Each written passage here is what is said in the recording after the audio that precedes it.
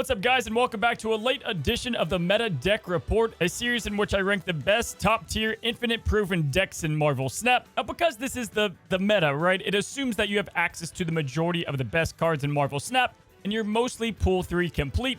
However, since the majority of you guys obviously are not, and you're still building your collections, fear not, you can look for the replacement options as noted by the symbol for each and every deck. In addition to that, I'll be following this video in the coming days with a Pool 3 exclusive deck tier list. Now, it's no question that this month has been the craziest we've ever seen in terms of meta shifting and balance changes in Marvel Snap's history.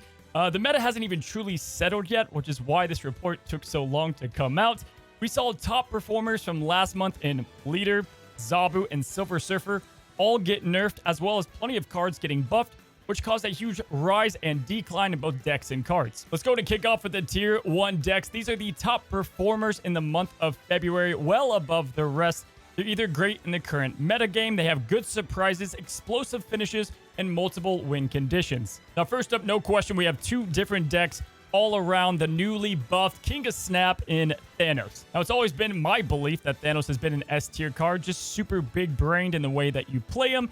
He has great flexibility and tons of utility, and now we've come full circle as Thanos has secured himself as one of the better cards in the game and decks. Now, first up, we have Thanos Lockjaw, a deck that uses both the utility of the Infinity Stones alongside some of the best cards in Marvel Snap. We have great disruption in Leech, Arrow, and Magneto, huge power in Thanos, She-Hulk, and America Chavez.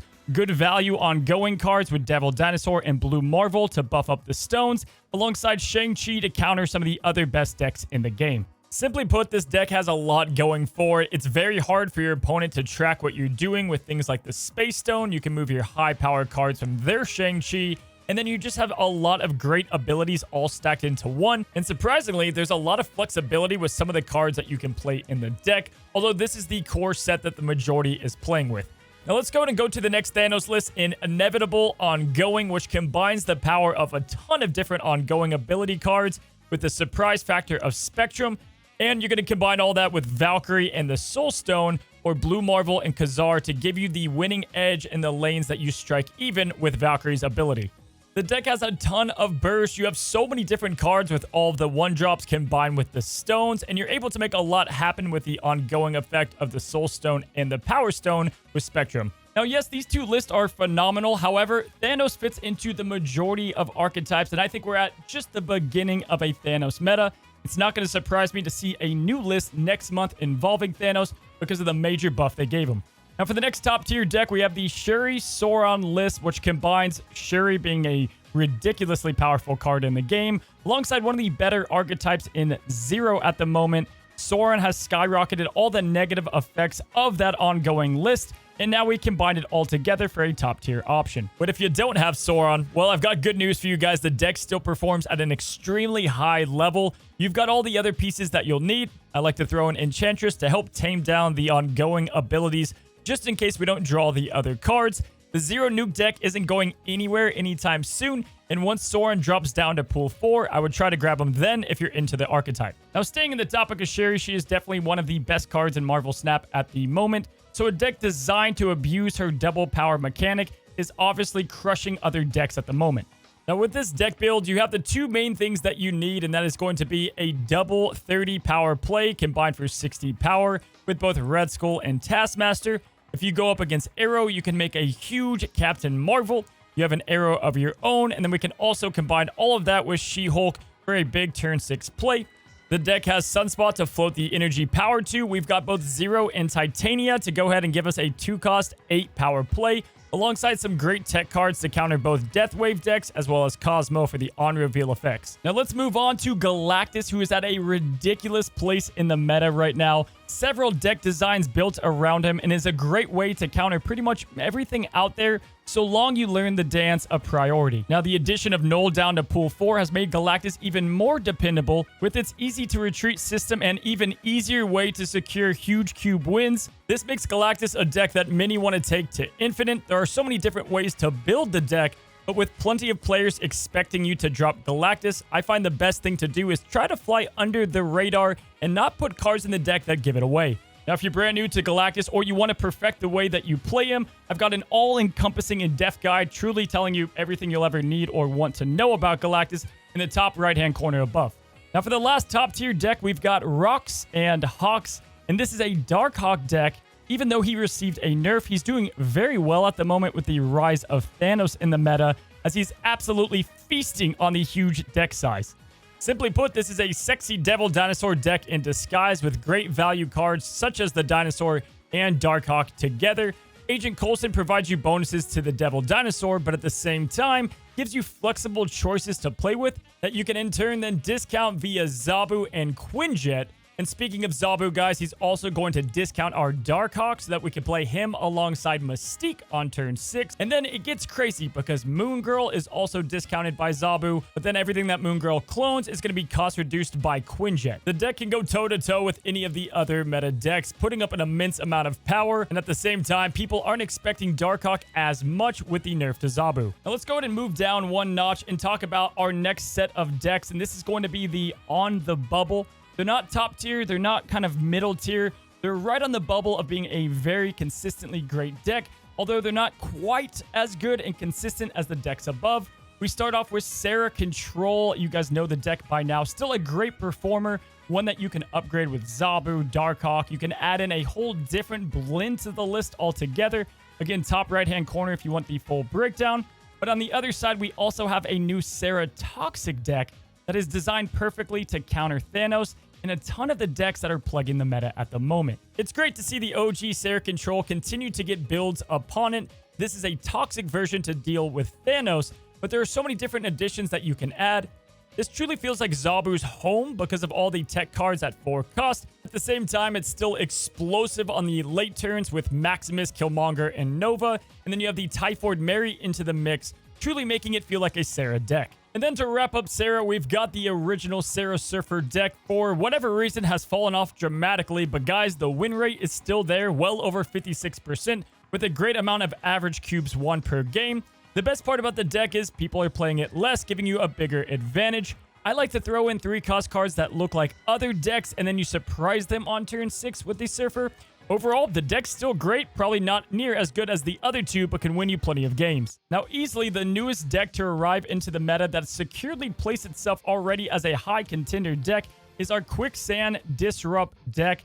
Guys, Sandman and the huge buff obviously brought a lot of great things to the ramp archetype, and this list right now is doing a very good job countering, controlling, and just dominating the majority of the decks out there. There is some learning curve to it, and it does have some bad matchups, but with the right matchups, you can absolutely stomp. Now, the best part is we're still refining the deck to find truly the best combination of cards, which allows a lot of flexibility. You can do things like Black Panther and Arnim Zola because they can't counter it with Cosmo with Sandman played early. You've got Captain Marvel, Vision, Claw, a lot of these great kind of double lane power cards. This is going to grow over time as Sandman finds his place in this new archetype. Now, the last 2 months have featured a deck called Leading Disruption, and that was just dominating with Leader and all of his crazy broken ability. But now that he's been nerfed, we have a new type of list that's going to function pretty similar.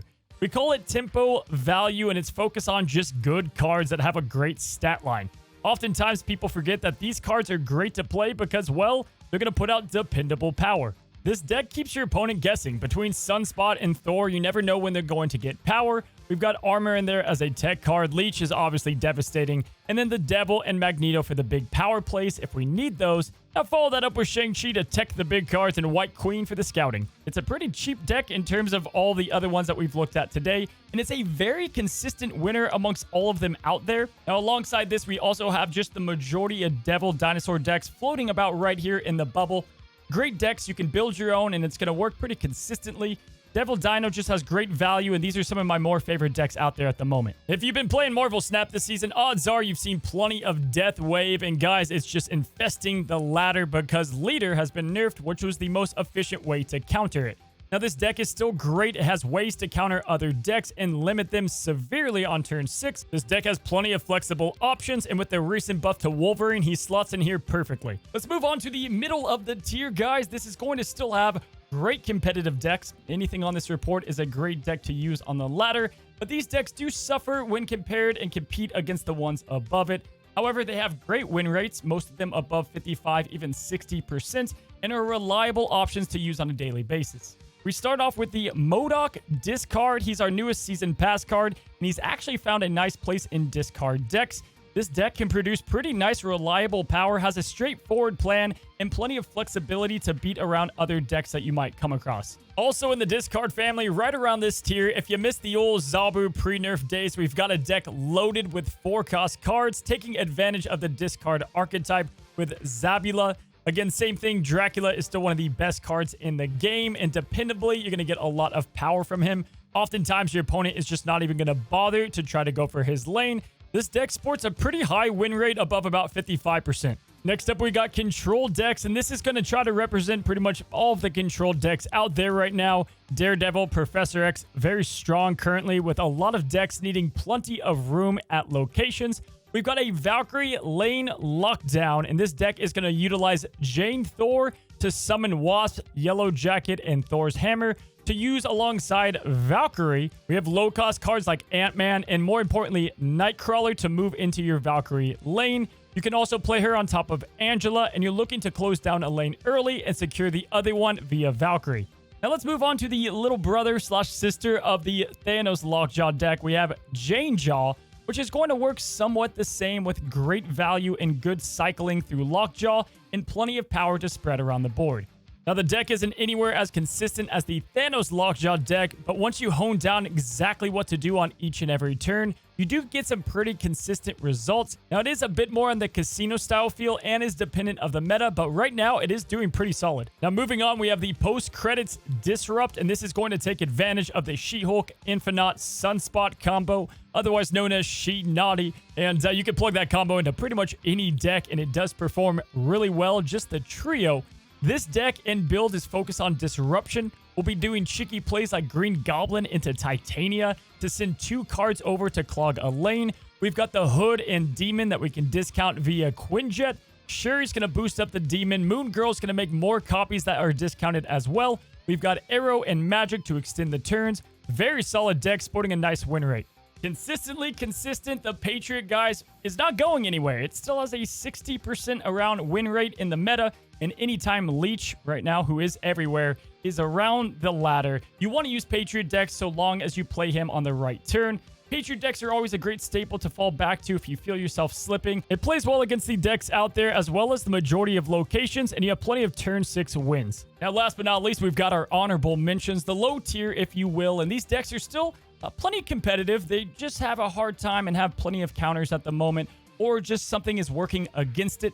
You can still climb with them. Like Zoo, the sequel, very good Zoo deck. It's competitive. You can win with it. But at the moment, Killmonger is everywhere because of both Deathwave and Thanos countering. So Zoo has a bit of a tougher time against it.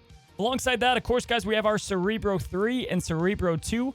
Both of these decks, when they win, feel like top-tier decks, but when they lose, you never want to play it. Both are great, and most importantly, are consistent against a large majority of the decks out there. Now, the Destroyer was definitely on its way out of the meta tier list, was not going to make it, but Sandman's new arrival did bring it back up, at least as a low-tier option that is currently climbing, and we're going to see where this one lands. The combination of both Ramp and Sandman made the Destroyer a bit better in combination with Spectrum, and again, definitely a decent option if you did purchase the Destroyer and you don't have other Pool 3 cards. And there it is, guys, the deck report for the month of February, guys, in a very fluid meta. Expect loads of shifts and changes going into next month, as a lot of these balances are still fresh, and we're finding out the best card combinations and decks to slot them into. Alongside, obviously, Second Dinner probably going to bring some adjustments to the top end cards. Over 60% of you guys, which I guess I suck, have not taken a second to click the red subscribe button down below. You can unsubscribe at any time, and it truly helps support me make content just like this video. Until the next one, guys, have a great one, and happy snapping.